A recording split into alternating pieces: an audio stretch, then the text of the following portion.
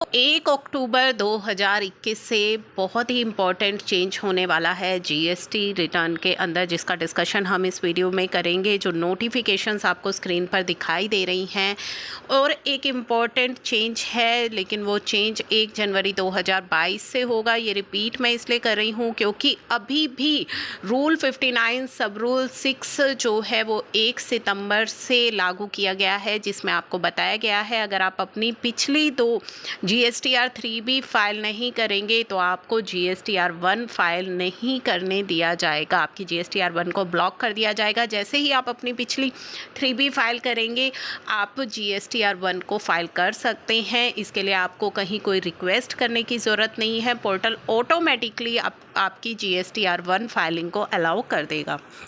इससे रिलेटेड एक एडवाइजरी भी इशू की गई थी 1 जनवरी 2022 से। अब ये जो पिछली 2 आपको GSTR 3B अगर आपने फ़ाइल नहीं की, GSTR 1 फाइल नहीं करने दिया जाएगा। इस 2 को चेंज करके 1 कर दिया गया है। यानी कि अगर आपने पिछले 1 महीने की GSTR 3B फाइल नहीं करी, सपोज़ कीजिए अगर आपने अगस्त महीने की GSTR 3B को फाइल नहीं किया तो सितंबर महीने की GSTR 1 आपको फाइल नहीं करने दी जाएगी।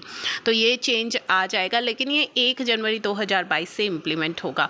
अब हम बात कर रहे हैं 1 अक्टूबर 2021 से जो इम्पोर्टेंट चेंज यहाँ पे लागू होने जा रहा है।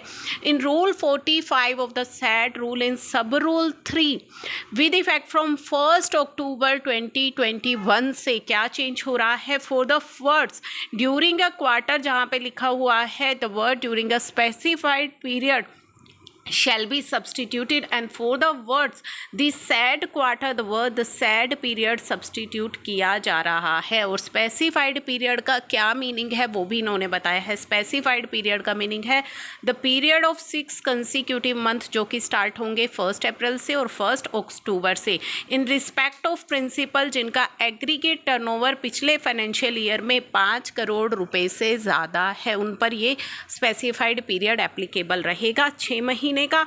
और अदर केसेस में in a financial year, specified period का मतलब क्या होगा, फाइनेंशियल ईयर। यानी कि जिनका टर्नओवर 5 करोड़ से कम है वो तो इस स्पेसिफाइड पीरियड को मान करके चलेंगे पूरा फाइनेंशियल ईयर, और जिनका टर्नओवर 5 करोड़ से ज़्यादा है उनके लिए स्पेसिफाइड पीरियड का मतलब होगा 6 महीने का पीरियड, यानी कि जो 1 अप्रैल से 30 सितंबर तक और 1 अक्टूबर से 31 मार्च तक।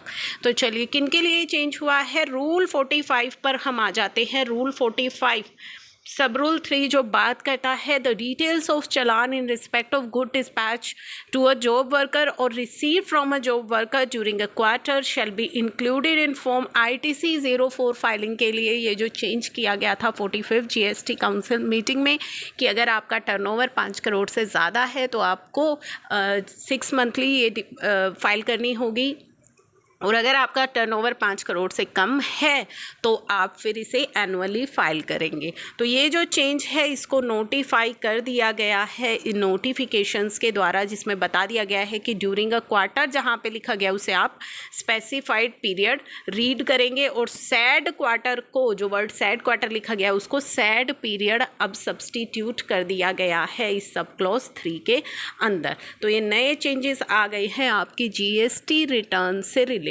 रिवोकेशन के लिए ऑलरेडी मैं आपको लास्ट वीडियो में बता चुकी हूँ, आधार ऑथेंटिकेशन को मैंडेटरी कर दिया गया है।